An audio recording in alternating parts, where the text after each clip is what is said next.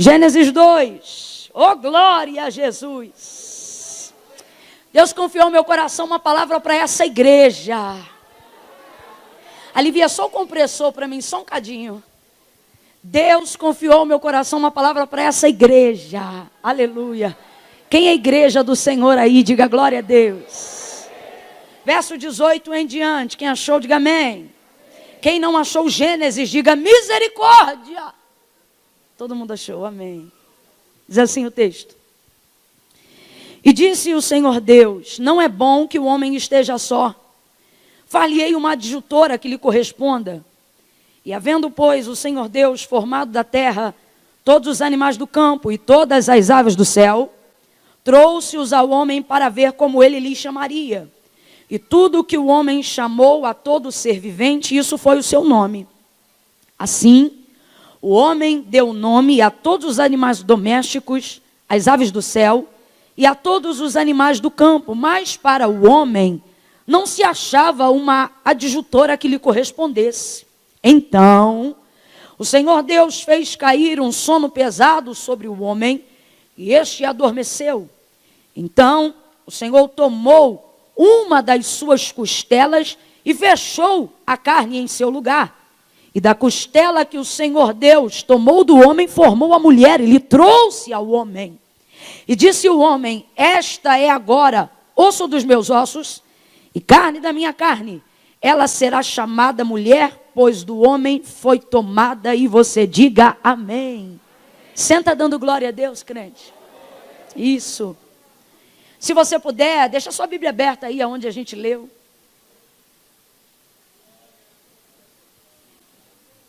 Aqui no Bom Retiro a gente pode beber água ou rouba a atenção quando a gente bebe água? A gente pode beber água aqui ou fica aquele silêncio de igreja não pentecostal? Eu vou ver se pode, que eu não quero, né, trazer problema. Mas não me assuste, irmão, que eu não dou conta de dar um gole só, não. Não me iluda.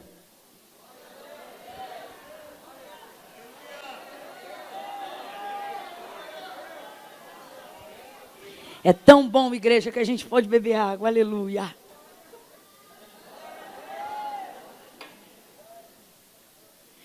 Apesar dessa leitura que a gente acabou de fazer, ela ter se tornado com o passar do tempo, e na verdade não deixa de ser uma realidade.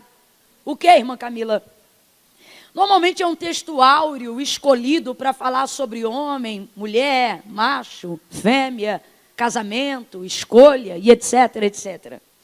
Mas, sobretudo, antes de compreender a colocação textual do capítulo 2, a gente precisa compreender a intenção real de todo o livro do Gênesis, a começar pelos primeiros capítulos. O livro do Gênesis é o livro do princípio. Completa para mim para eu saber que você está comigo. É o livro do... E ele não é o livro do princípio só para poder explicar como o começo de todas as coisas que nós conhecemos se deram. Mas ele é também o livro do princípio para deixar claro para nós quais foram as motivações de Deus na criação do céu, da terra, do homem, de tudo aquilo que existe e de tudo aquilo que há. Então não é só princípio no sentido de começo, mas é princípio no sentido de revelação de intenção essencial de propósito. Então quando você observa o livro do Gênesis, você vai perceber Deus estabelecendo princípios para a humanidade. Princípios esses que são estabelecidos em Adão. Tanto é que o termo do gênero macho, que é aplicado sobre a vida do homem Adão, ele só é atribuído a ele depois do nascimento de Eva, ou depois da aparição da mulher, melhor dizendo. Adão só vai ser identificado categoricamente como macho depois do encontro com a sua mulher. Até então, ele tem uma classificação dentro do gênero humano, ou seja, não é ostentado a sua macheza, mas a sua humanidade. Quem está entendendo, diga amém. Não é o mais importante, mas vale aqui apenas um parênteses. É porque uma mãe ela pode criar um filho, um pai ele pode dar educação e civilidade a um ser humano, mas uma mulher faz um homem. O termo macho só é adquirido depois do nascimento da mulher. Agora, enquanto não Todo o princípio da vida humana vai estar pautada em Adão, na sua condição de gênero humano. E é aí que a gente começa a aprender os princípios de Deus estabelecidos para o homem, não, para a humanidade, quando ele se revela em Adão. Quem está entendendo, diga amém. Por exemplo, nós vamos, independente de sexo, macho ou fêmea, nós vamos perceber a palavra de Deus falando na ministração da Nova Aliança, no Novo Testamento, sobre o princípio da nossa natureza caída. E isso independe se é homem ou é mulher, porque a natureza não veio para derrubar o homem e a natureza caída não veio para derrubar a mulher, mas veio para falar da força da nossa carne, sendo submetida ao pecado. Por isso diz o velho homem. E quando se fala o velho homem, não está apenas falando do velho Adão, mas da nossa natureza caída no Éden. E isso se revelou em Adão. Só para a gente compreender o estabelecimento de Deus acerca dos seus princípios. Dentro disso, Deus vai deixar a revelação da criação do homem por último. Não porque o homem seja menos importante, mas justamente por ser mais significativo. Como salmodiou Davi messianicamente, falando acerca de Jesus no Salmo de número 8, quando ele diz: pouco menor do que os anjos o fizeste, mas de glória o vestiste e o coroaste. Jesus também vai falar sobre como o homem é magnífico na obra de sua criação, como ele é o mais importante ser criado entre todas as alimarias do campo, quando ele diz que nós não devemos andar ansiosos por coisa alguma, dizendo que a ave dá conta de si, dizendo que o lírio dá conta de si, mas acerca do homem Deus manifesta a paternidade, aonde ele diz e ele se revela, não apenas como criador, mas como pai, dizendo: se vós sendo maus sabei dar coisas boas aos vossos filhos, que fará o vosso pai que está no céu. Então o homem não veio por último por ser menos importante, mas ele veio por último por ser principal, e para isto toda a terra já precisava estar pronta antes da sua chegada. Camila, eu ainda não entendi. Vai entender. Deus não está te colocando no fim da fila porque quer te obrigar no processo da espera, mas para que quando ele complete a obra, você já veja tudo pronto à sua volta e tudo esteja preparado. Por exemplo, quem aqui tem um filho e deixa para dar o nome no dia? Ninguém. A maioria das pessoas que são dotadas de sanidade mental, elas costumam a pensar no nome que darão aos seus filhos antes deles nascerem, sim ou não?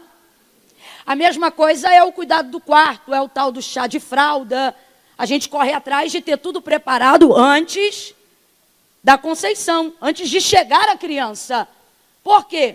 Porque o quarto é mais importante? Não, tudo isso está sendo feito por causa da criança. É a mesma coisa.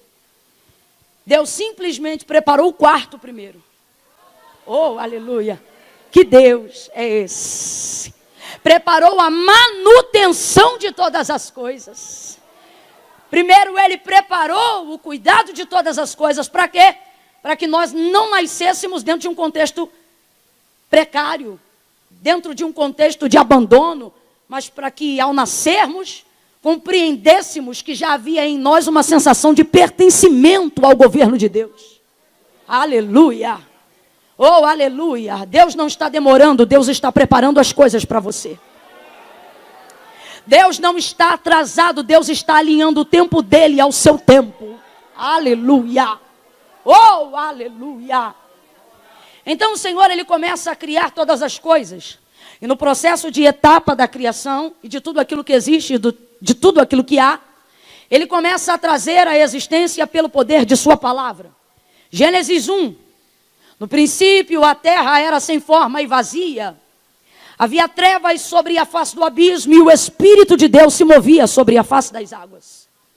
Tinha Espírito de Deus, amém ou não amém? E ele não estava se movendo na igreja, ele não estava se movendo na luz, ele não estava se movendo sob nenhuma revelação divina. O texto diz que ele parava no abismo, onde haviam densas trevas sobre a face de águas que não podiam ser vistas. Então veja, não é o espírito de Satanás só por estar nas trevas. O texto é claro, é o Espírito de Deus. Se movendo sobre a face do abismo, se movendo sobre as densas trevas. Duas verdades. Primeiro, não há escuridade que Deus não visite e não tenha poder para se mover. Segunda verdade, para mim, mais importante ainda do que a primeira. O Espírito de Deus se movia, mas o texto é claro, sobre a terra não havia nada. Complete aí, por favor. O Espírito de Deus se movia, mas mesmo assim, sobre a face da terra não havia.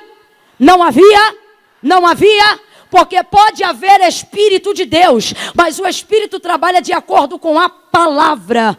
Se não houver palavra, não haverá execução de obra, porque o Espírito não corresponde a B ou C, o Espírito só corresponde a palavra. O Espírito é de Deus, mas ele não faz nada se primeiro não houver uma palavra. Então está tudo em trevas. Isso aqui para nós é uma lição que precisamos levar para a vida. Pode ter o Espírito de Deus na vida, pode ser do ré, do prado,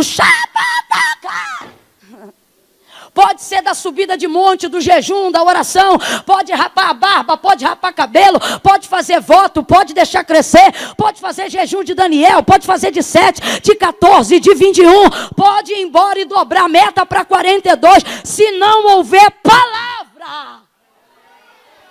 Não corrobora, não há execução. Então veja bem, o Espírito de Deus, irmão, pairava sobre as águas, mas não havia nada. E por que não havia nada? Porque Deus ainda não havia manifestado a sua. Aí o texto revela, e disse Deus, palavra, né? E disse Deus, haja luz. E aconteceu o quê?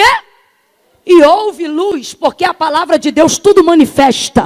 Vira essa chave na tua mente e entenda isso. A palavra de Deus tudo manifesta. A palavra de Deus tudo manifesta. Não volta vazia, antes ela vai e faz aquilo que lhe apraz.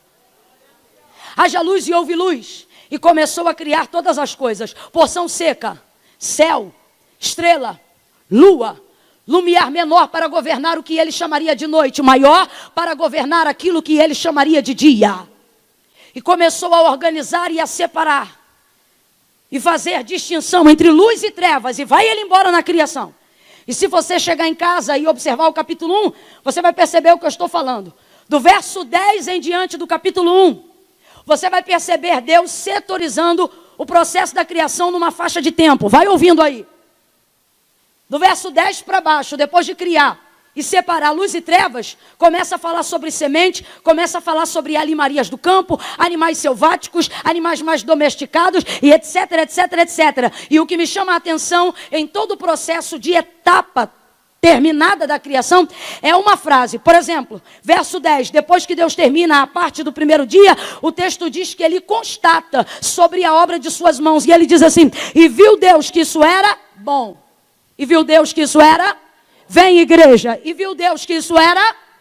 Aí ele dá continuidade, faz a relva, coloca a semente, coloca a árvore, determina que elas deem o fruto de acordo com a semente com que cada espécie foi plantada. Aí o texto diz que isso já era terceiro dia. No terceiro dia, terceira etapa, fase de processo de construção da terra. Aí o texto diz, e viu Deus que isso era bom. E viu Deus que isso era? Vem comigo, gente, verso 10, e viu Deus que isso era bom. Verso 12, parte da etapa concluída, e viu Deus que isso era bom. Terceiro dia, quarto dia, ele começa a separar o firmamento, ele fala da governação do dia e da noite. Quarto dia, quando ele termina, e viu Deus que isso era. Vem sem preguiça, e viu Deus que isso era. Quinto dia, aves, águas, povoamento das águas, e viu Deus que isso era. E viu Deus que isso era animais selvagens, verso 25, de todas as espécies, domésticos e bestas feras, os que andam debaixo das águas e os que andam sobre a superfície. Sexto dia, e viu Deus que isso era. E viu Deus que isso era. Aí lá no verso 31 do capítulo 1, você vai ver fase de acabamento. Eu disse fase de acabamento. Quando chega na fase de acabamento, você vai perceber um hiperlativo que muda a frase. No verso 31 não é mais parte, agora é tudo. Presta atenção. Primeiro dia é parte, segundo dia é parte, terceiro dia é parte, quarto dia é parte, quinto dia é parte, sexto dia é parte. Sexto dia é acabamento, não é parte. É o dia que ele vai concluir tudo. É a hora do acabamento. Completa de novo, porque essa palavra é profética. É o dia do... Vem, gente, é o dia do acabamento. No dia do acabamento ele não fala de parte, aí o texto diz tudo. Porque agora não é processo, agora é acabamento. Aí olha como o texto começa, aí viu Deus que é tudo. Tudo. Quem começou essa obra na nossa vida vai terminar.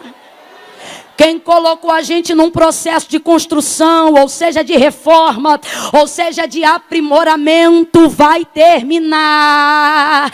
E se você já está alegre com o que Ele tem feito no durante, você vai se alegrar muito mais, porque melhor é o fim das coisas do que o início delas. O perfeito arquiteto do universo já mediu a estrutura da sua alma, e Ele não vai te permitir entrar num processo para viver num ciclo de frustração inacabado. Deus me trouxe nessa noite de domingo para te dizer que 2020 ainda não acabou, e o processo dele na sua vida também não. E isto significa que não haverá ciclos inconclusivos daquilo que Deus começou a fazer na sua vida. Deus trouxe gente hoje aqui para dizer: eu vou te dar graça para terminar aquilo que comecei. A obra de Deus na sua vida não fica inacabada. O projeto que Deus tem com você não é feito pela metade. A frustração está tentando te dizer que agora acabou. O estado do tédio está dizendo para você que não tem mais para onde romper. Mas Deus está dizendo: quem começou fui eu, quem vai terminar sou eu.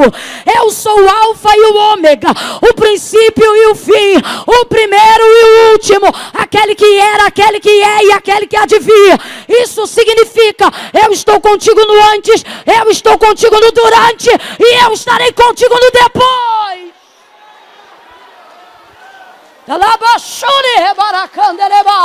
Se é para aplaudir, aplaude sem preguiça, aplaude com vontade. Aplaude para a glória de Deus.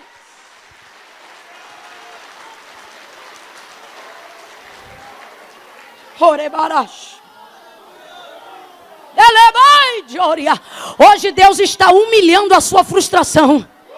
Hoje Deus está afrontando os limites que dizem que você não vai concluir um projeto.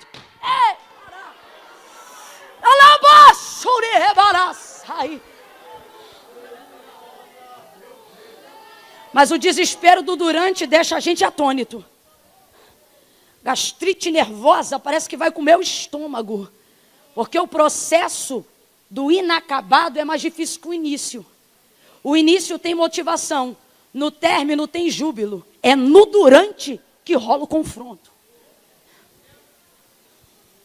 No início tem expectativa nova, no final tem culto em ações de graça. É no durante que você pergunta: será que eu fiz a coisa certa? No início você chama a galera e começa com tudo. Vambora que eu estou motivado. No final você chora dizendo: fiel é Deus. Mas é no durante que você diz: será que eu fiz a escolha certa? É no durante que você é tentado. É no durante que você vê como os seus limites te afrontam. Só que você tem que entender uma coisa. Não é porque Deus só conclui depois que Ele não faz o durante ser bom. Você leu comigo o verso 1, capítulo 1 do livro de Gênesis. Sabe o que a gente vê no princípio que Deus estabeleceu para a humanidade? Que tudo que Ele faz, ainda que não esteja completo, já é bom. Você leu comigo. Não diz que eu estou inventando porque você leu comigo. A terra já havia sido concluída? Não. No processo de construção, a terra já havia sido acabada?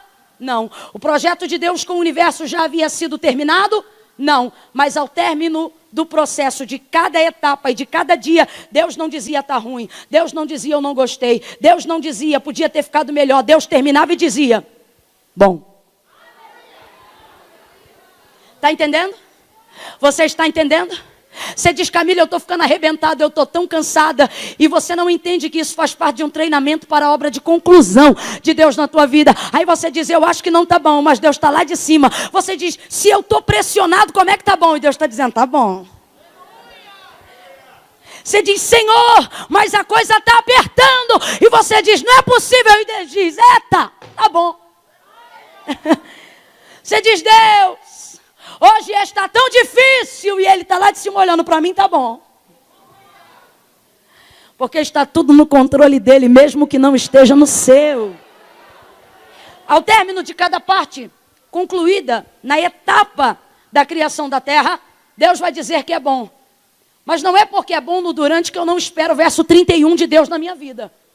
Qual é o verso 31 de Deus na minha vida? E aqui é acabamento. É quando ele não diz parte, mas é quando a gente começa a ouvir a palavra tudo. Significa que ele está concluindo. Então olha o que o texto vai dizer. E viu Deus que tudo quanto tinha feito. Aí o texto não diz, abre a Bíblia aí, gente. Gênesis 1, vai. Rapidão, Gênesis 1. Verso 31. Calma que eu já vou entrar no 18 do capítulo 2. Mas vai lá, para você entender. Gênesis 1. Quem está comigo no verso 31 de Gênesis 1, diga eu. Olha o que está escrito aí. E viu Deus que tudo quanto tinha feito era... Não. Vamos lá de novo.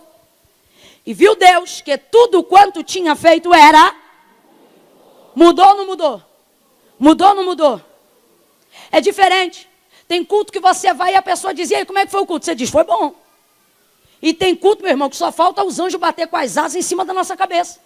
Aí quando você sai de um culto desse, você não diz, foi bom. Você diz, mano, tu perdeu, foi muito bom. Sim ou não? Tem diferença, tem ou não tem? Deus está dizendo, você vai perceber essa diferença quando eu concluir. Deus está dizendo, enquanto eu estou trabalhando, pode não estar bom para você. Mas quando eu terminar, você vai ter certeza que eu acabei. Como que eu vou ter certeza, Camila? Porque a sua sensação de júbilo e a sua motivação de celebração vai ser tão grande que você não vai ter dúvidas de que Deus acabou. Por quê? Porque enquanto Deus trabalha é bom, mas quando Ele termina fica... Vem de novo. Quando Deus trabalha é bom, mas quando Ele conclui... Volta agora comigo, verso 18 do capítulo 2. É princípio, vai lá.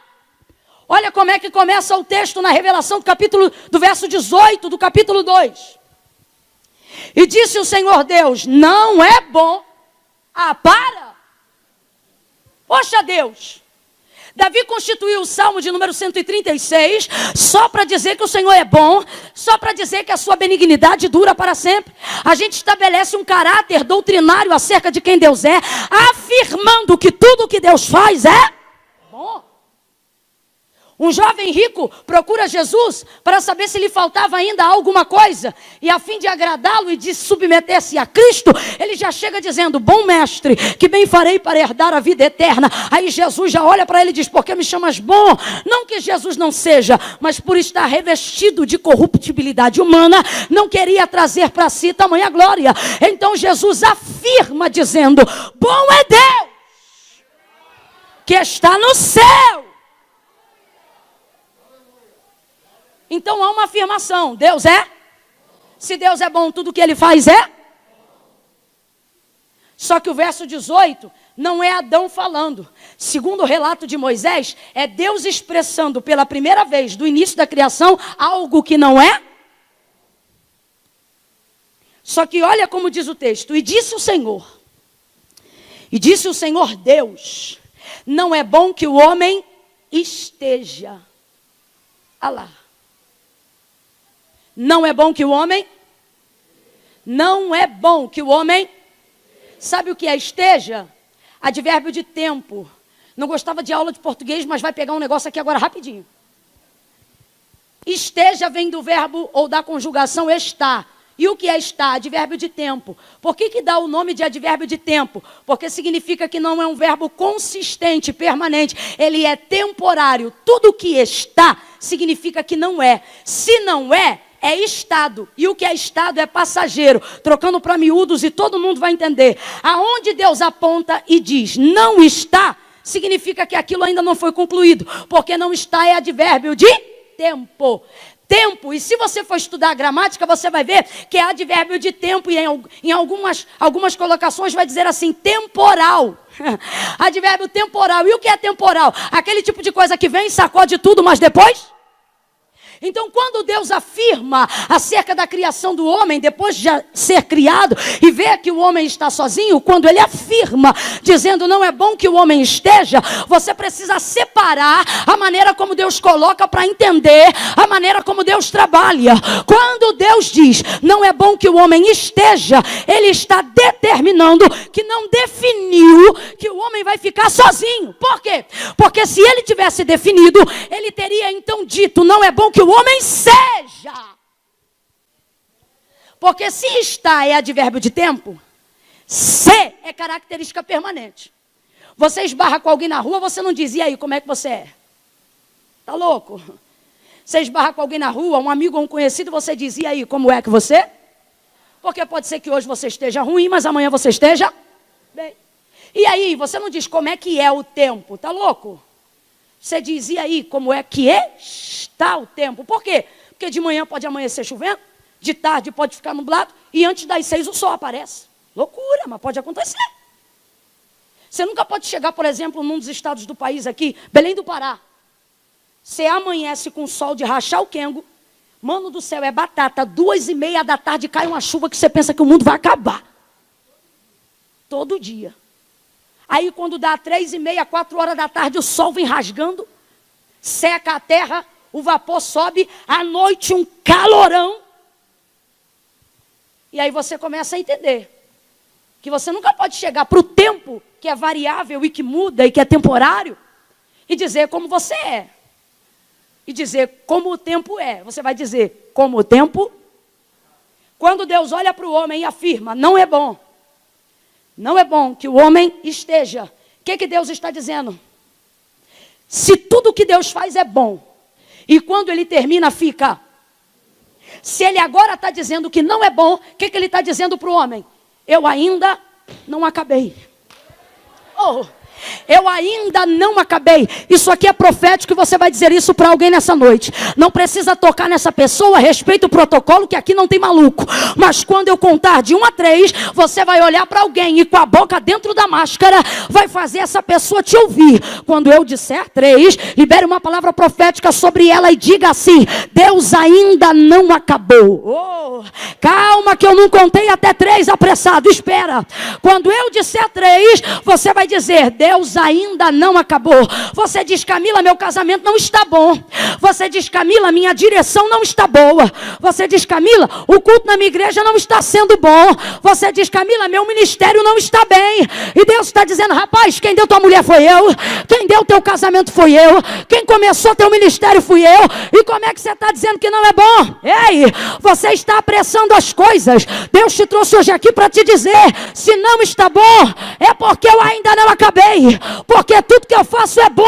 É 1, é 2, é 3. Olha para quem está do teu lado e diga: Deus ainda não acabou. Quando ele terminar você vai saber, porque vai ficar muito bom. Aleluia, sem preguiça, sem preguiça. Aplaude com vontade. Deixa o negócio balançar.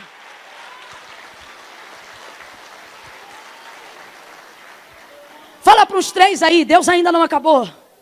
Deus ainda não acabou.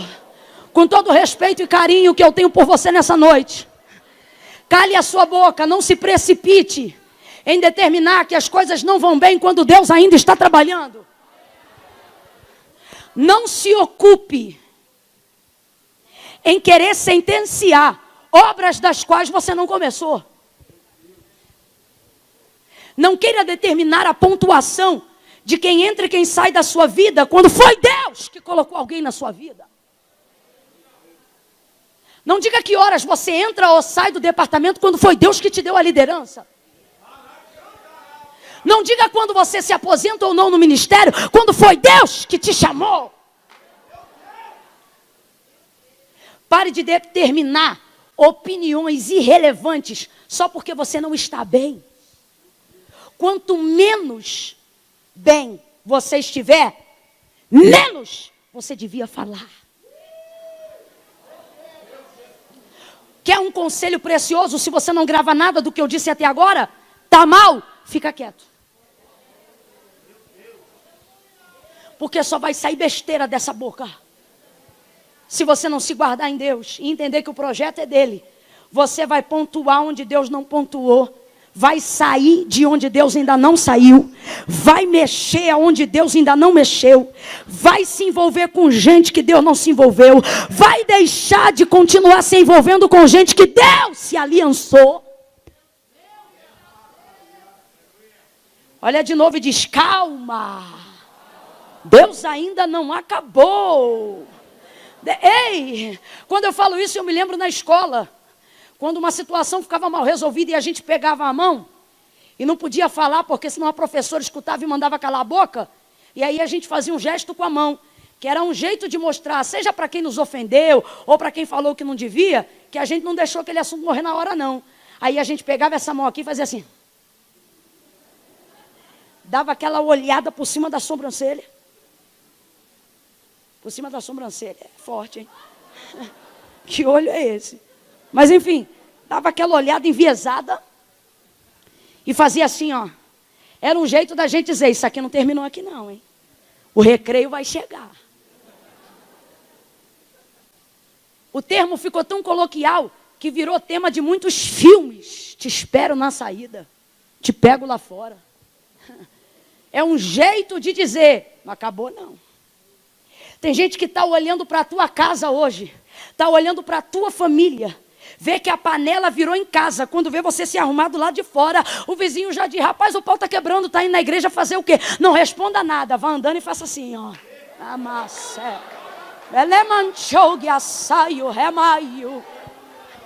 Tem gente que está olhando para o teu ministério, te viu na quarentena e achou que Deus te aposentou igual um vaso velho. Namaracavaço, rebaio. Está vendo você ter tempo em casa. E aí a pessoa diz, e aí pregadorzinho, o que aconteceu? Pandemia te parou? Não precisa falar nada não, é só fazer assim, ó. O que isso significa, Neide? Ainda não acabou. Meu Deus ainda está trabalhando. Só não está bom porque ele ainda não acabou. Porque quando ele acabar, você vai ver. Porque quando ele termina, não fica só bom, fica muito. Oh, faz o sinal do hiperlativo aí para alguém e diga, é muito bom. É muito bom. É muito bom o que Deus vai fazer. O que disseram acerca do milagre nas bodas de Caná? Acabou o vinho. Jesus multiplicou. Transformou a água em vinho, melhor dizendo. Trouxe o vinho bom no final. Todo mundo bebeu.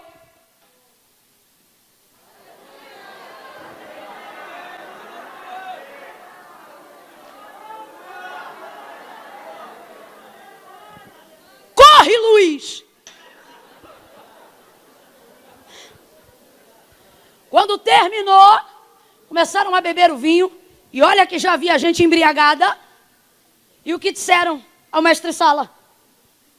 Todo mundo serve o melhor vinho no começo. E depois que todos já beberam o suficiente, o pior vai para o final. Mas tu trouxe o melhor no final.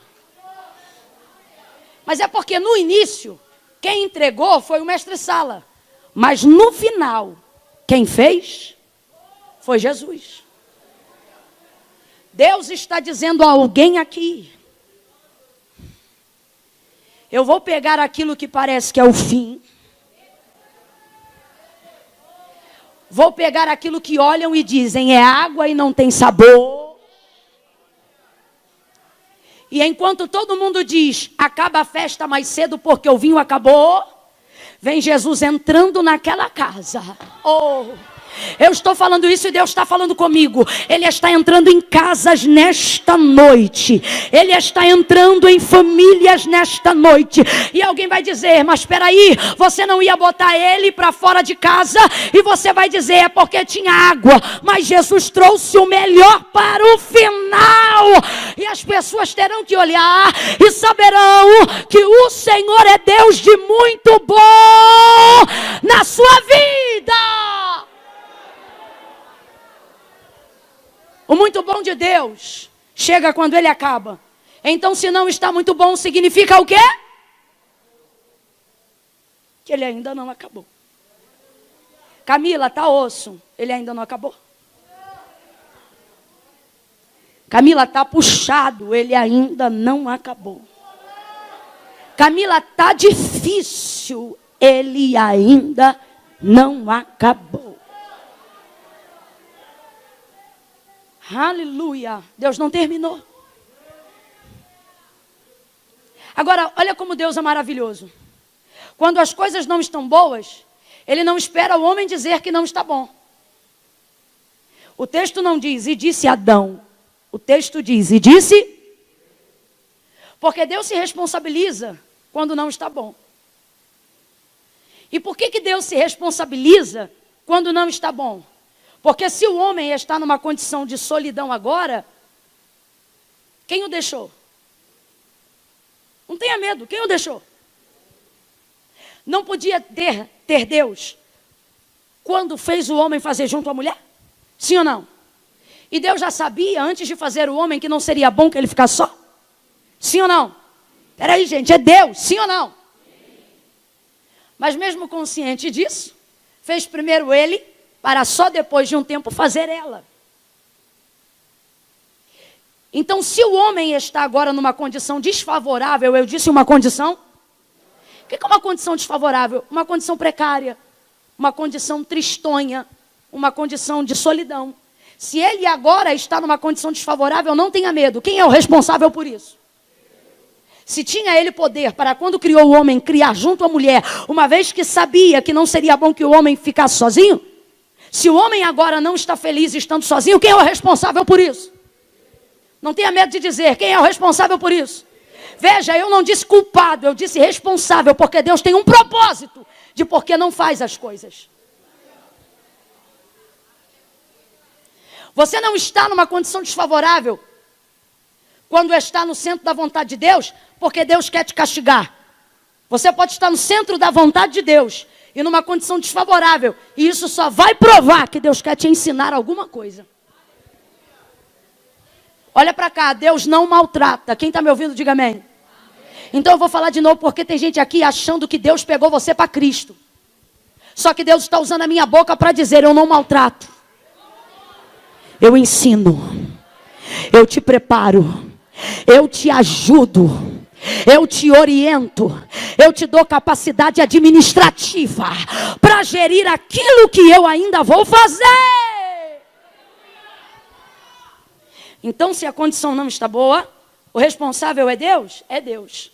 Então, se Deus é o responsável, o que ele vai fazer? Se responsabilizar. E coisa boa é quando Deus se responsabiliza por aquilo que não está bom para mim. Oh. Camila, como é que eu sei que Deus vai se responsabilizar por aquilo que não está bom para mim? É só você fazer a seguinte equação. Não está bom para você por quê? Porque você caçou esse vento com a mão? Ou não está bom para você porque você só está numa condição desfavorável para obedecer o comando do divino? Porque no caso aqui de Adão, a condição está desfavorável porque Deus não lhe deu uma mulher. Então significa que a coisa não está boa, mas ainda assim, Adão está no centro da vontade de Deus. E o que isso significa? Significa que isso quebra a mística de uma doutrina triunfalista que as pessoas querem trazer sobre a igreja do século 21. Que doutrina? De que tudo tem que dar certo o tempo todo. E que se alguma coisa não está boa, ou se alguma coisa está dando errado, é porque você não está no centro da vontade de Deus. Porque se você estiver no centro da vontade de Deus, tudo tem que dar certo. Aí tem gente que começa a virar a mente igual um parafuso. Dizendo, Deus, sou ofertante, sou dizimista, sou marido de uma mulher só, sou congregante fiel, estou fazendo tudo certo, mas está tudo dando errado. E a gente começa a ficar louco.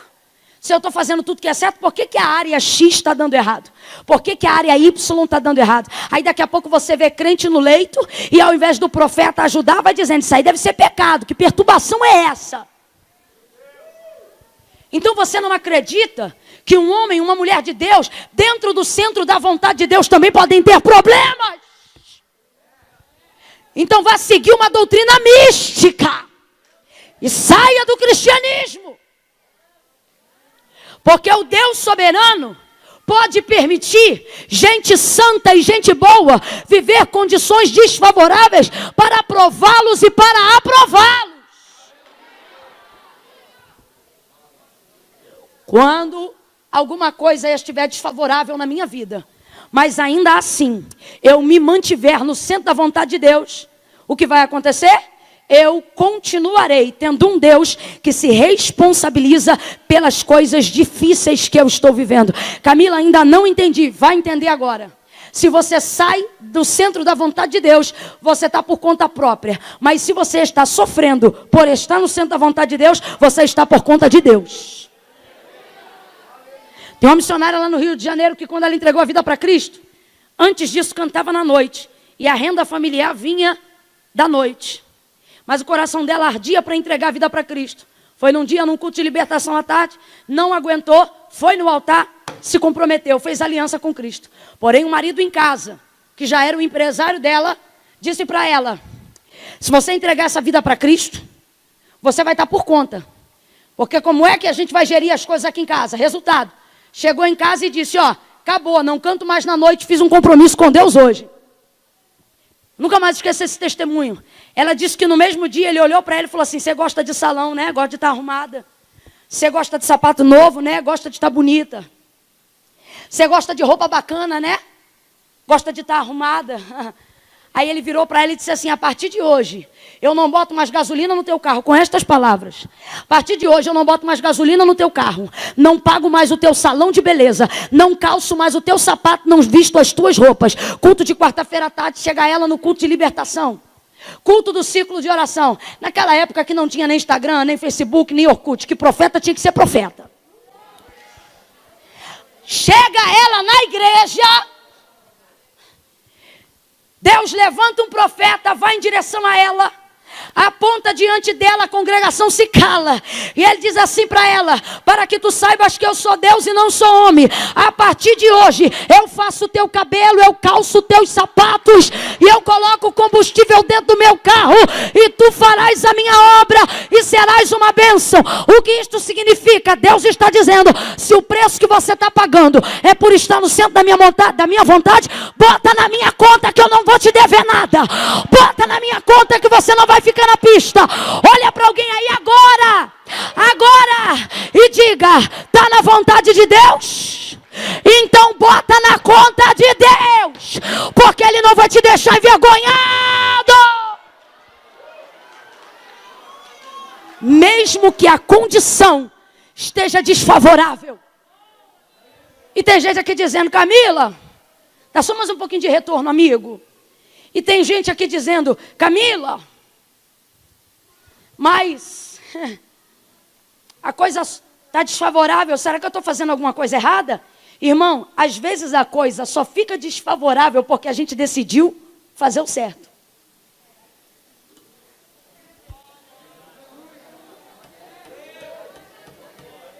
Deus está respondendo alguém hoje aqui. Alguém que trabalha em alguma área, onde alguém diz assim: mano, você trabalha tanto tempo nessa área, todo mundo faz, aceita essa verba também, que você muda de casa, que você muda de carro. Só que ele trabalha 10 anos lá, mora na mesma casa, e só compra carro semi-novo, ou semi-usado, não sei como fala. E a pessoa diz: aceita. É tanta gente fazendo isso que já virou normal. Só que o errado não deixa de ser errado só porque a maioria optou por fazer o errado. Tem gente aqui que só está numa condição desfavorável porque não aceita suborno. Porque se aceitasse suborno, já tinha reformado a casa.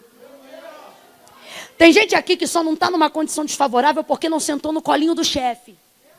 Porque as que sentaram foram promovidas sem currículo. Mas porque ela é fiel, ela trabalha no mesmo setor há 5 anos.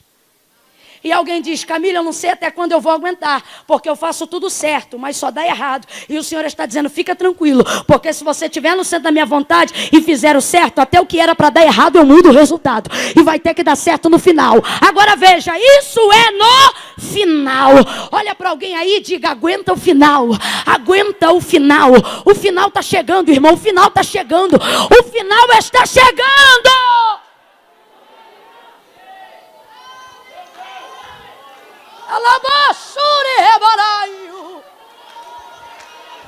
Aguenta mais um pouco. Aguenta só mais um pouquinho. Segura essa fidelidade mais um pouco. Trabalhe essa santidade só mais um pouquinho.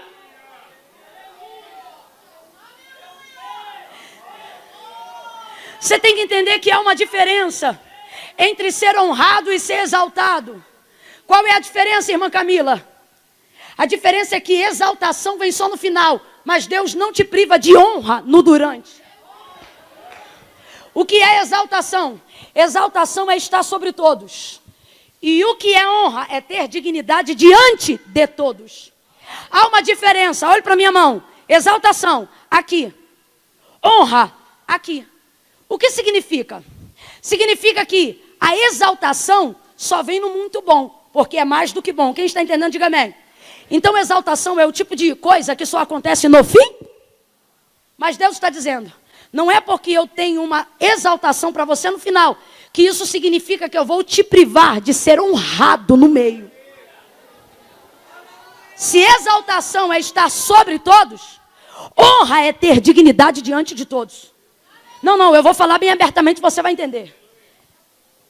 Exaltação é quando você tem tudo. Honra é quando Deus te faz digno, tendo o que você tem. Não, vou falar mais rasgado. Sabe o que é honra? Pergunte para uma irmã que cria os filhos sozinho. E eles acordaram hoje dizendo, mãe, quem é meu pai? Só que o desgramado falou que ia comprar cigarro, nunca mais voltou. E as crianças hoje estão dizendo, mãe, quem é meu pai? Essa mulher acorda 6 horas da manhã para faxinar a casa, vira diária. Cuida daqui, cuida dali. Se alguém perguntar, faz unha, ela diz, faço. É manicure? Não, mas ela corre atrás. Se alguém perguntar, é cabeleireira? Não, mas se precisar de uma chapinha, ela passa. Vai ouvindo. Essa mulher tem um cartão de crédito. E tudo que ela compra tem que ser no crédito, porque Deus ainda não exaltou. E a quem Deus ainda não exaltou, o débito não funciona. A coisa é contada. Aí ela chega no mercado e compra alguma coisa. Eu já passei por isso lá em casa com minha mãe. Aquele momento que você passa o cartão de crédito no mercado e enquanto você vai dar para a menina do caixa, você faz uma oração. Nunca passou por isso, não? Enquanto você dá, é rápido, né, mãe? É rápido, você diz, Jesus, vai abrindo, vai dando limite. Assim, não deixa eu passar vergonha, não. Só que às vezes, meu irmão, às vezes a pessoa diz assim, não passou. Aí na época do tempo desfavorável, você diz assim, tenta tanto nesse e tanto nesse. E passa os dois, e a fila vai crescendo, e você vai olhando para baixo. Daqui a pouco dá certo, a menina tem misericórdia de você, e você sai com as compras. E agora vem outra parte do processo, a fatura vai chegar e tem que liberar. Porque a gente está vivendo assim, tirando de um para botar no outro. Tempo desfavorável. Mas você não tem noção, no durante chega a fatura, e se aqui tem gente do círculo de oração antigo, sabe o que crente faz com conta que não tem dinheiro para pagar, né? Bota na pasta e bota na mesa de oração. Jesus da vitória. Ah, você nunca fez isso, não? Já está exaltado? Jesus dá vitória, Jesus honra, Jesus ajuda. Quando você está no tempo desfavorável, você não fica pedindo para Deus te dar mais, você só agradece se Ele já te deu da conta. Aí daqui a pouco aparece um negócio aqui, aparece outro ali, vai pagando, aí paga daqui, junta dali, no final a conta fecha e você consegue pagar o cartão. E mês que vem, não sei, talvez seja tudo de novo, mas enquanto isso está sendo, o teu nome ainda não foi para o SPC e Serasa. E alguém diz, mano, como é que pode? Ela anda arrumada, os meninos têm comida, as coisas dão certo, os meninos não têm pai, mas ela continua indo para a igreja, eu não vejo descabelada, as crianças não têm piolho, não falta comida no prato, o que é que está acontecendo? Aí ela passa na rua cheirosa, porque não usa importado, mas Avon não falta. Aí ela olha, porque é honra, né? Aí ela olha e alguém pergunta, fulano, e aí? Tá tão bonita, tá cheirosa, arrumada, as crianças tão bonitas, Deus te exaltou? Aí ela diz, não, mas ela estufa o peito, murcha a barriga e diz, vou dando glória, porque Ele tem me honrado, tem me dado dignidade diante dele. Não tem sido fácil, mas Deus tem me honrado.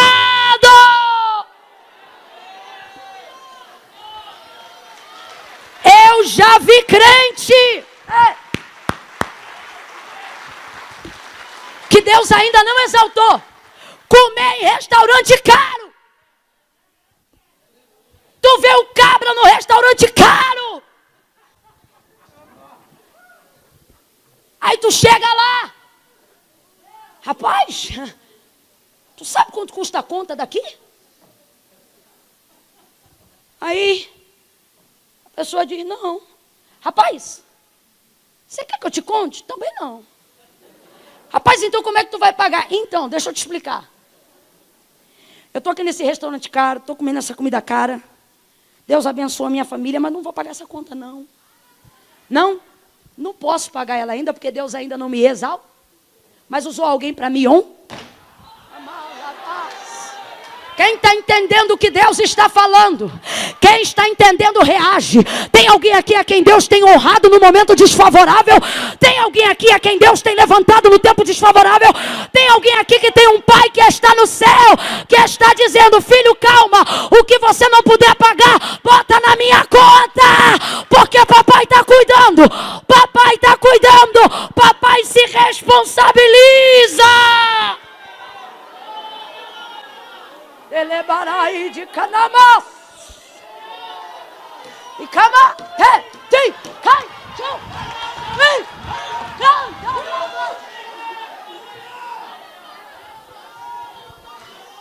como é que pode?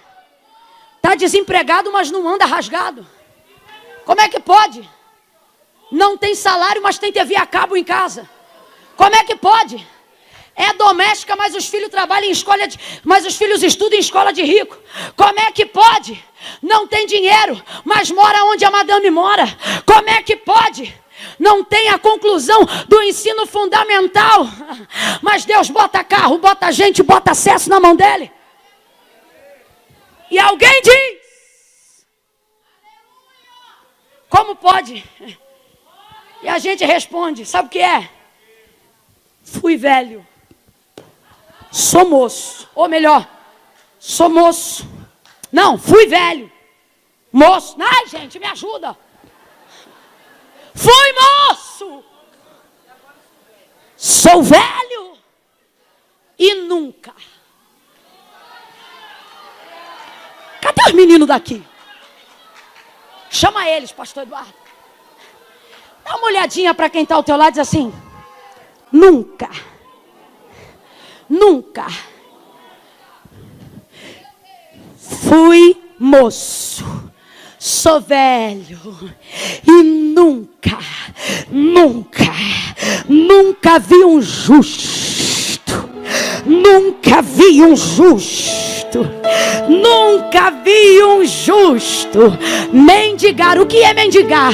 É estar à margem da sociedade. Deus está dizendo para filhos hoje aqui: não quero você andando de cabeça baixa só porque eu ainda não virei o quadro. Não quero você entristecido só porque ainda não te exaltei. Murcha essa barriga, estufa o peito. Vai para a casa de Deus adorar meu nome, porque eu tenho te dado dignidade diante da sociedade. Eu tenho te honrado.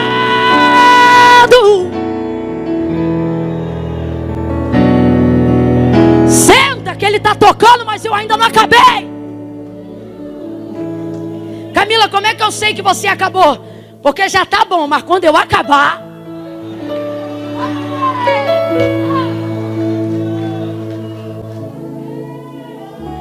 Deus se responsabiliza. Se o que você estiver vivendo no tempo do desfavor é por estar andando na direção que Deus deu, fazendo o que Deus quer, Deus vai se responsabilizar. E você não vai passar esse processo arrebentado no durante, não. Retalhado, destruído, moído, não vai, não. Escuta o que eu estou te falando. Viver na dependência de Deus, estar debaixo da responsabilidade de Deus, é algo tão extraordinário que quando Deus exalta, a gente sente falta de uma prova. Não, é sério. Eu me lembro que a minha irmã tinha 3 anos de idade e o Nescau tinha acabado. E minha mãe sempre fazia para ela o leite com Nescau, e ela chamava Lescau. Tinha 3 anos, um dia ela chegou, a coisa estava muito difícil, muito desfavorável, e disse: mãe, cadê meu leite com Lescau? Aí minha mãe disse: filha, vai orar. 3 anos. 3 anos, quantos anos? Daqui a pouco a gente está ouvindo um barulho quando abre a porta do quarto onde minha mãe dormia. Vê um popozinho pro alto. Pro alto. Pequenininho, um popô de 3 anos. Te olha aquilo, toma um susto, chega perto para ver se é um tombo, e tá a menina de joelho dobrado, com a boca no pó, dizendo assim: Deus, eu quero Lescau. Deus, me dá meu Lescau. Porque não tinha as coisas, minha mãe dizia: vai orar. Aí a garota com 3 anos, maluca no Senhor: Deus, me dá meu Lescau. Eu quero meu Lescau. Isso devia de ser o quê? Que hora devia de ser aquilo? 4 da tarde. ela tomaria mais um antes da noite, antes de dormir. Faltava um lescal da noite, era o lescal que ela estava pedindo e que não tinha mais. Daqui a pouco chega a Kombi da igreja lá em casa. Esposa do pastor da igreja desce, com 2 sacolas. Podia ter arroz, podia ter feijão, podia ter fubá. Mas ela disse, olha, sabe o que houve? É que eu estava no mercado fazendo as compras para minha casa.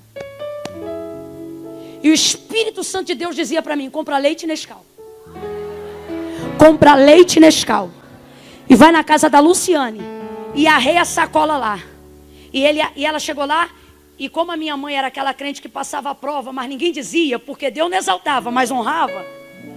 Ela toda sem graça entregando as sacolas e dizendo assim para minha mãe, olha, você me desculpa.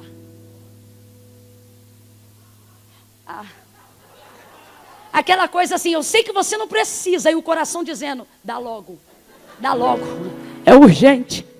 Mas é porque quando Deus honra, Ele não te expõe. Aí desceu as sacolas. Minha mãe esquentou o leite. Isso era 4 horas da tarde. 6 horas. Chega o Lescal. Que hora ela tomava o Lescal? Todo dia ela tomava o Lescal, que horas? 5h30 o Lescal estava no fogo, quentinho. 6 horas, o bebê de 3 anos estava, glória a Deus pelo meu Lescal. Não, você está entendendo? Você está entendendo ou isso não mexe mais com você? Você está entendendo ou você prefere confiar no Santander? Você está entendendo ou você prefere ficar pedindo arrego para o Bradesco? Você está entendendo ou vai continuar chorando para o Banco do Brasil? Chora para o teu pai!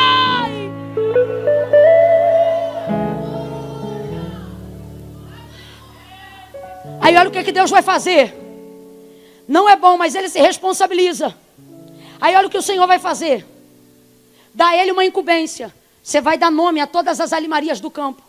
Porque todas as vezes que você não puder usar o seu tempo para correr atrás do que você quer, Deus vai ocupar o seu tempo para que você não perca tempo correndo atrás do que você não pode ter. Vou explicar. Assim como Deus criou o homem, também criaria também criaria significa que ela não existia na horizontal. Assim como Adão, ela nasceria de uma obra na vertical. Deus faria, sim ou não? O texto diz que Ele criou tudo, mas ainda não criou a mulher. Então eu vou te perguntar, a mulher já existe? A mulher já existe? Então não adianta procurar, porque ela não existe. Só que o texto diz, todavia procurava. Abre a mente, quem estava procurando? Deus! Era Deus, gente. Quem estava procurando? Adão, ora! Está vendo o leão com a leoa, o elefante com a elefoa, o jacaré com a jacaroa. Está dizendo, rapaz, cadê a minha mulher? Eu preciso ter um igual, eu preciso ter um equivalente. Estou parafraseando para você entender. Procurava, quem procurava era Ele. Deus não procurava, porque sabia que não existia. Aí, olha o que Deus vai fazer. Vai dar para Ele uma incumbência. Você vai dar nome a todas as alimarias do campo.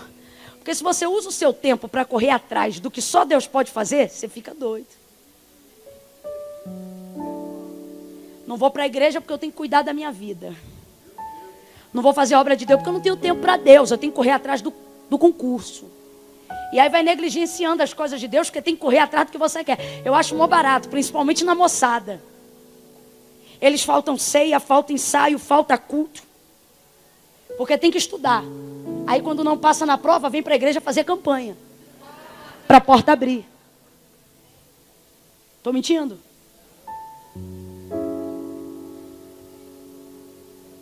Tem coisa que a gente está querendo pegar com a mão, mas a nossa mão não alcança. Então quando Deus vê que a nossa mão não alcança, Ele ocupa o nosso tempo. Para a gente poder fazer aquilo que a gente pode. Para que Ele possa agir naquilo que a gente não pode. Trocando para miúdos, Deus está dizendo, Adão, faz as minhas coisas, que eu vou cuidar das tuas. Você vai catalogar toda a espécie da criação. Isso toma tempo, porque eu estou falando de todo ser vivo criado. Quanto tempo dura? Eu não sei, mas toma tempo. E por que Deus vai fazer isso? Porque se Ele continuar procurando uma mulher, Ele só vai gastar tempo correndo atrás daquilo que Ele não pode achar. Deus está dizendo a algumas pessoas aqui, eu não te propus algo da parte do céu para a sua vida, porque eu quero te hostilizar. Não. Eu estou fazendo isso para que você ocupe o seu tempo fazendo as minhas coisas, para não ficar louco querendo correr atrás do que só eu posso fazer. Enquanto ele coloca nome nos bichos, Deus vai preparando ele. Guarda isso que eu estou fechando. Vai dando nome, vai dando nome, vai dando nome. O que é isso? Ele vai trabalhando para o que Deus quer. Deus deu a ele uma honra, isso é governo. Deus criou os animais, mas está dando a ele a honra de dar o nome. Aí Deus vai fazer um negócio que me mostra o que ele está fazendo e por que ele está numa condição desfavorável. Porque Deus quer dar para ele noções de responsabilidade. Completa para mim, gente. Deus quer dar ao homem noções de... Está fraco. Deus quer dar ao homem noções de... Deus quer dar ao homem noções de... Quando Deus faz isso? Quando Deus pega os animais que ele criou, coloca sobre a tutela do homem e diz assim para ele: o nome que você der é o nome que vai se chamar. Agora responda com inteligência. Deus teria nomes mais bonitos para dar aos animais do que os nomes que Adão escolheu para os animais? Sim ou não? Pelo amor de Deus, tem gente que está na dúvida. Deus teria nomes mais bonitos, mais coerentes para dar aos animais que ele criou. Teria nomes melhores do que os que Adão deu, sim ou não? Mas ele não vai dar. Ele diz: o nome que você der é o nome que vai se chamar. Se ficar bonito, vai ser bonito. E se der nome feio, vai ficar feio. E ele vai dando os nomes. Noção de responsabilidade. Deus não coloca na minha mão o máximo se eu não for fiel no mínimo. Deus não vai me dar condições de administrar coisas grandes se eu não for diligente com coisas. Ele não diz ser fiel no muito, ele diz ser fiel no e no muito te colocarei. Eu estou falando de bicho, hein? Olha o cuidado de Deus com os bichos. Deus está dizendo para Adão: se responsabiliza, faz direito, porque se ficar feio, vai ficar feio. Porque eu não vou entrar para consertar. E por que não vou entrar para consertar? Porque eu estou botando debaixo do teu governo, da tua tutela. Camilo, isso tem a ver com o quê? Com promessa. Promessa boa é promessa que Deus prometeu e está guardada. Porque quando se cumpre, é quando tem chance de desandar. Porque sai da mão de Deus e vem para a minha. De Deus é a promessa falada. Sobre minha responsabilidade é a promessa cumprida. Ah, Senhor, meu filho é teu. Meu não, o filho é teu. É teu. Camila, mas eu passo para as mãos de Deus. Deus vai ajudar, Deus vai cobrir. Mas quem vai educar é você. Quem vai trabalhar para alimentar é você. Noções de responsabilidade. Aí ele começa a dar o nome. Começa a dar o nome. Começa a dar o nome. Para ele não acha. E ele vai dando nome, vai dando nome, vai dando nome. Aí o texto 20, o verso 21 vai se encerrando dizendo assim: então, diga comigo, então. Do nada, literalmente. Está ele trabalhando, dando nome, daqui a pouco aparece o então na história. Então. Rapaz, esse então é muito louco, porque ele entra no meio do processo. Tu está na atividade, tu está enrolado, tu está pegado, tu está trabalhando, tu está no metrô, no mototáxi, está subindo, está descendo, está indo para a igreja, cuidando de filho, cuidando de marido, correndo atrás, tentando viver um nível de honra, ter dignidade diante das coisas, a condição está desfavorável, de repente, então. Não, olha para alguém e diga: Deus tem um então na tua história. O então de Deus, ele entra para significar isso aqui, ó. Apesar de, a despeito de, independente de. Sabe o que é isso? O então, ele entra no meio do nada mesmo. É para poder justificar o que vai acontecer depois, uma vez que não dá para explicar tudo que aconteceu antes. Não. Vou trocar para miúdos. Tem gente aqui que vai olhar você com o mesmo marido e vai dizer assim: mas menina, tu não ia se divorciar? Aí o testemunho te obriga a começar assim: então. Tem Tem gente aqui que ouviu você dizer assim: eu vou largar o ministério. E daqui a pouco vai ver você ou cantando, ou pregando, ou pastoreando, ou dirigindo. E vai dizer: mas rapaz, não estava tudo virado do avesso. Tu não ia entregar as coisas, o cargo, a cadeira, a unção, a vocação. Aí a gente já pergunta: você tem tempo? Por quê? Então.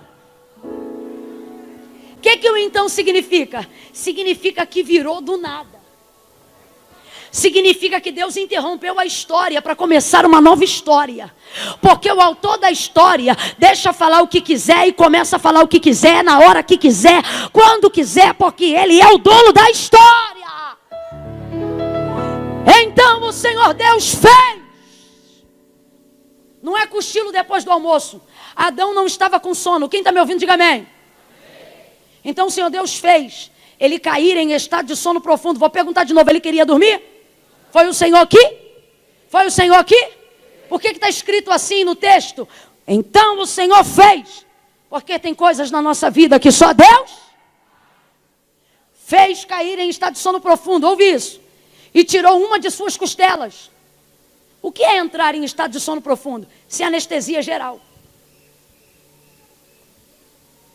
Anestesia geral. Para Deus virar a minha vida, primeiro tem que rolar uma anestesia geral. Não, você vai entender. Imagina Adão acordado, pastor Eduardo. Tá bom, quer ficar acordado, quer participar? Então beleza. Abre aí o lado, quebra o osso e me dá aqui na mão do papai. Se Adão tiver acordado, não tem trabalho. Se Adão tiver acordado, Deus não pode entrar no profundo. Se Adão tiver acordado, como Deus vai tocar na estrutura? Adão fala do nosso velho homem, sim ou não? Deus trouxe gente hoje aqui para dizer: eu vou neutralizar as suas ações humanas. Vou calar a tua voz. Tu é conhecido como quem tem pavio curto, né? Pois teu pavio vai ficar tão longo que não vão te reconhecer. Eu vou mortificar a tua carne. Para quê? Para que eu possa tocar na sua estrutura. Porque enquanto Adão estiver vivo, o teu homem interior quiser espernear, vou falar rasgado. Enquanto você quiser printar o WhatsApp, bater boca no Facebook, achar que é dono da razão no Instagram, você não vai ver a realização do seu sonho. Mas quando você deixar Deus neutralizar as suas ações carnais, você vai ver Deus tocando no profundo, no oculto e no escondido e trazendo para fora.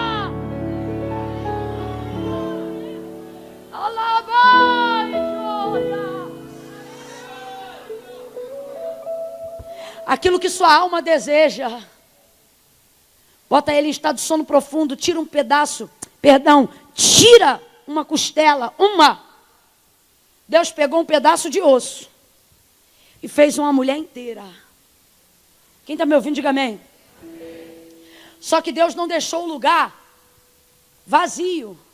Por quê? Porque não há nada que Deus tome de você que não esteja disponível para preencher. Camila, eu não me entendi, vai entender. Nem todas as coisas que Deus tirar de você, Ele vai te restituir. Mas tudo aquilo que Deus não te restituir, Ele vai compensar. Você está entendendo? Não, ainda não entendeu. Deus está dizendo: eu não vou deixar um buraco. Eu não vou deixar um rombo. Eu não vou deixar vazio. Vem mais forte, vem mais forte. Eu não vou deixar vazio. Tem gente que está sentindo vazio, então não foi Deus que tirou. Porque quando Deus mexe, Deus não deixa vazio.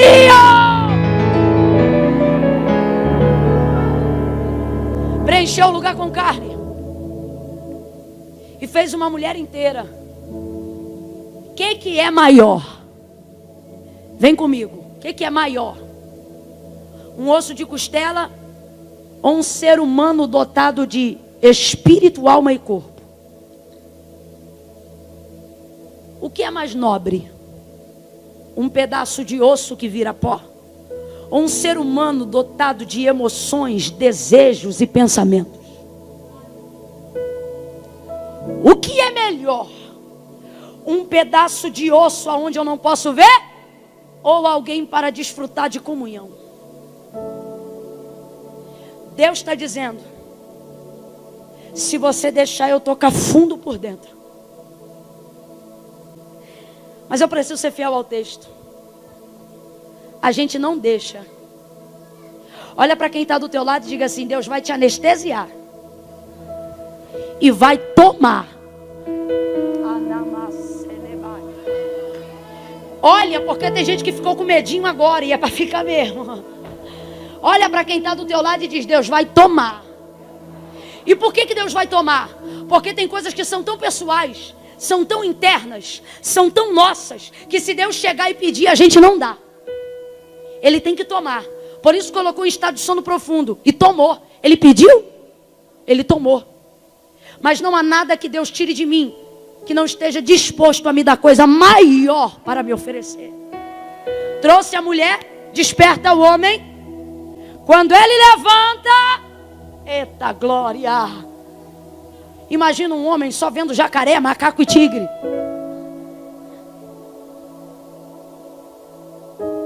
Agora aparece uma mulher inteira. Uma correspondente. Uma igual.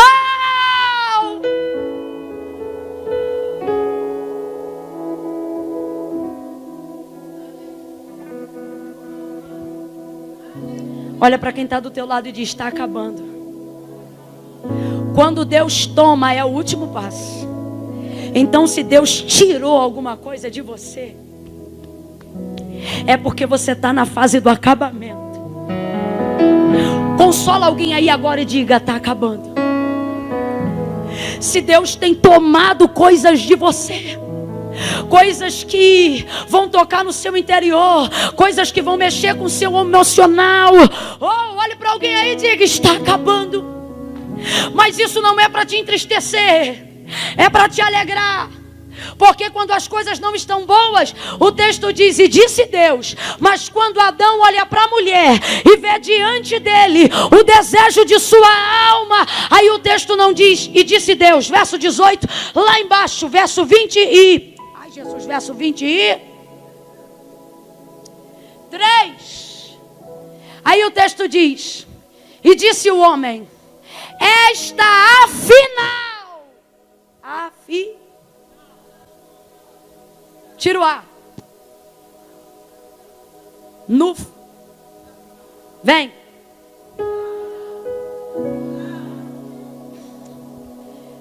Se Deus falar no começo, é você que vai ter o que dizer no final.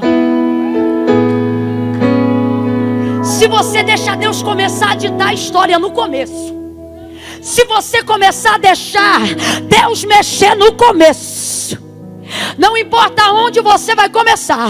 Se no dia da dor você colocar Deus no começo, se no dia da dificuldade você chamar Deus no começo, cadê o baterista? Se no dia da calamidade você gritar a Deus no começo, Ele vai deixar você abrir a boca no final. E não é para dizer que doeu, não é para dizer que sofreu, é para dizer: valeu a pena. Valeu a pena, valeu, oh valeu, valeu, valeu, valeu, valeu, valeu, valeu, valeu, valeu a pena, valeu a pena. Fica de pé quem acredita. Remana na candere barra, choremanai, remana comenere maijo, elemanai jo remai.